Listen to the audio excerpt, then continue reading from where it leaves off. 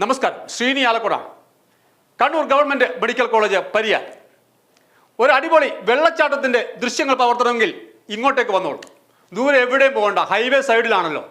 അതുകൊണ്ട് മനോഹരമായ ദൃശ്യവും കിട്ടും, അധികം യാത്ര ചെയ്യേണ്ട ആവശ്യവുമില്ല. അല്പമെങ്കിലും ബോധം അത് നിങ്ങൾക്കുണ്ടായിരുന്നെങ്കിൽ നിങ്ങളിത് ആവർത്തിക്കില്ലായിരുന്നു. പറഞ്ഞു വരുന്നത് കണ്ണൂർ ഗവൺമെന്റ് മെഡിക്കൽ കോളേജിലെ മലിനജലം റോഡിലേക്ക് ഒഴുക്കുന്നതിനെ കുറിച്ചാണ്.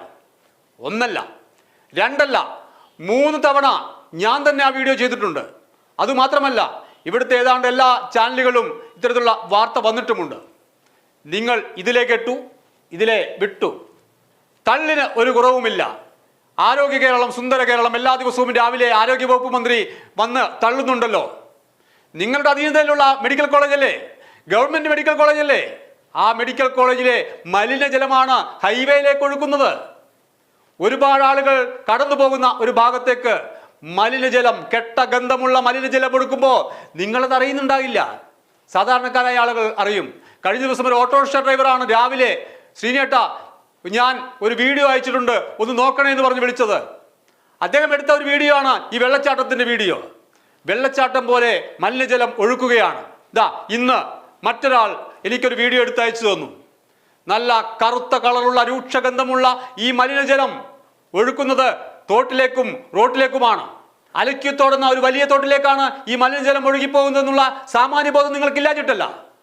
അതൊക്കെ അങ്ങനെയൊക്കെ ആയാൽ മതി.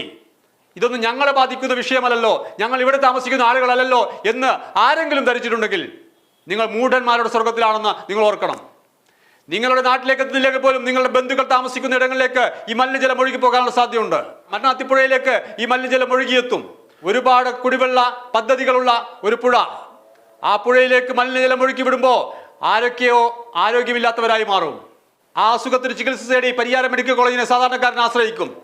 അവിടെ എത്തുമ്പോൾ അവർ കിടത്തി ചികിത്സാ സൗകര്യമില്ല, അവിടെ അടിസ്ഥാന സൗകര്യങ്ങളില്ല, മരുന്നില്ല എന്ന് പറഞ്ഞ് നിങ്ങൾ അവരെ തിരിച്ചയക്കും. അവർ സ്വകാര്യ ആശുപത്രിയിൽ ചികിത്സ തേടേണ്ട അവസ്ഥ വരും. പണമില്ലാത്തവന്റെ ആ വ്യാകുലത നിങ്ങൾക്ക് മനസ്സിലാകില്ല.